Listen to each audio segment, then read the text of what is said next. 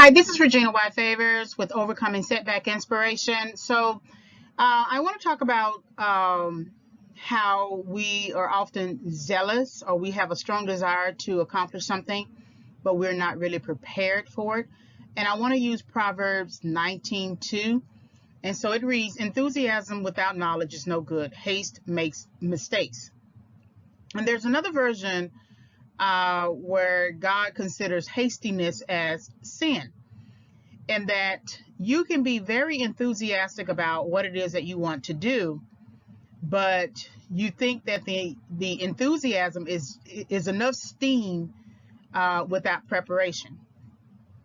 And the problem with that idea is that the enthusiasm, you don't know how long that will last.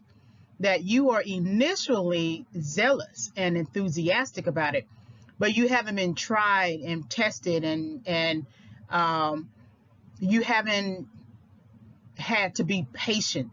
Enthusiasm can be just as simple as someone running through the fields or something like that, and skipping, and they're very happy about the thing that they have that is at their disposal, but they don't understand the responsibility that the enthusiasm can actually fade. And the more you get involved in something through preparation and planning, the more you realize just how much work that it requires, and that the enthusiasm is linked to haste. And when we are hasty, we get into things before our time, we get out of step, we get out of order, we get out of sequence. There is a clear sequence to the thing that you're trying to do. You know, if you think about it in terms of a course analogy, a program analogy, right before you can enroll in a math class or even a writing class, you have to take the entrance exam. Sometimes you can take the SATs or the ACTs or some sort of AP course and skip ahead, meaning that you have enough of the requisite skills and knowledge and understanding to skip ahead right into the regular core credit courses. Or you take the test and it tells you where you are in your math understanding. And then there's a sequence. So once there is a test on file that you have taken, and it says, okay, you are at the algebra level, or you are at the geometry level, or the trigonometry level, or the calculus level, then you can continue on in the sequence that follows it.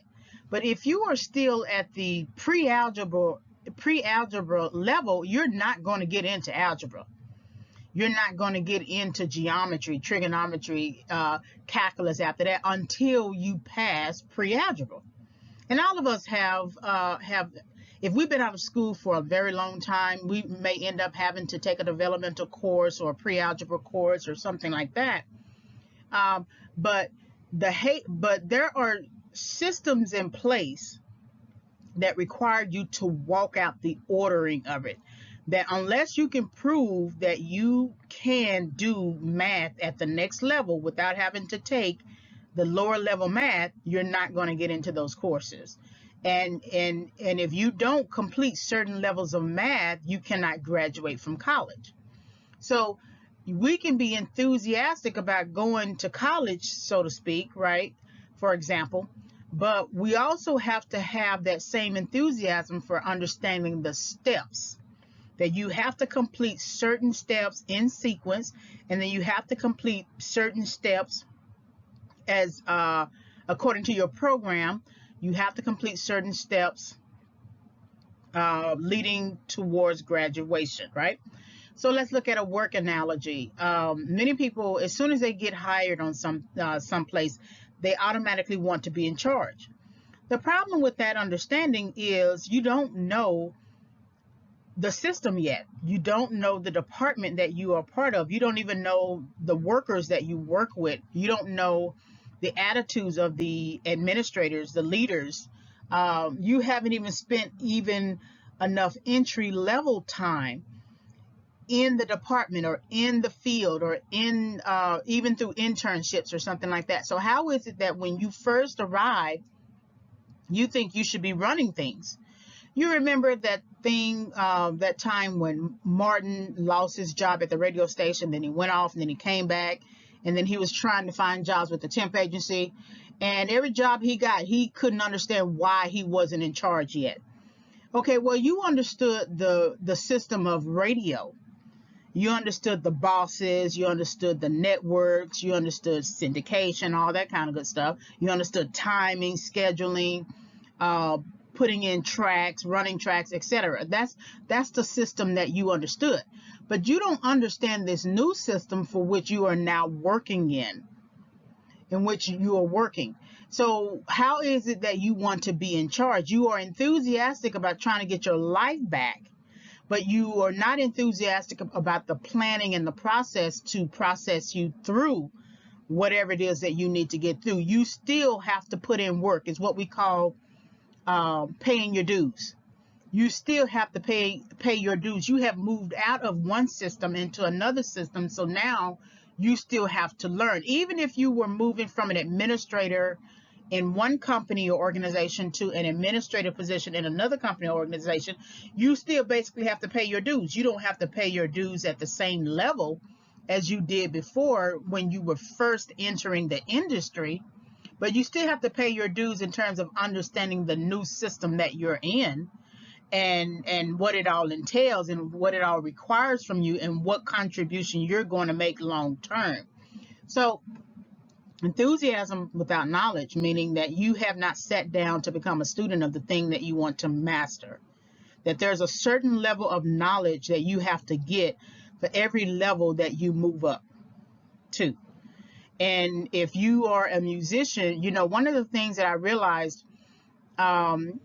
if you are familiar with that film Drumline, Nick Cannon's character was very skilled with drumming, percussions and drumming, right? But he didn't learn how to read and write music. And that the teacher, the music instructor, was trying to get him to learn his craft. That if you don't have the patience or the honor of learning your craft, you don't belong here. And just because you can be skilled at something and be able to do it well, maybe you play by ear, eventually you're going to have to get pen and paper and sit down at a desk and learn how to read music, learn how to write music, because once you move out of one area of learning, which is the university in this context, and you decide that you want to work for a band or you want to work for an orchestra or a symphony, they all know how to read and write music. And they are all learning up under a particular instructor. So you thought just because Dr. Lee asked you to join the music department that's all you basically needed, and of course you know how to play drums, that's all you needed. No, you're still a student, and that just because you're taking math and English courses over here does not necessarily mean that you're not supposed to have the same care and concern about the knowledge of musicianship. I think that's how you said it. So so when we see him in the movie, his Haste makes mistakes. So he didn't have the preparedness or the knowledge to humble him.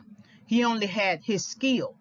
And so then you see him creating a fight on the field, embarrassing the whole school.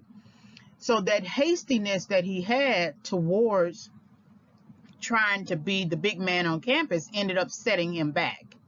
And so he eventually had to go and take a music class. That set him back, but it gave him a learning opportunity.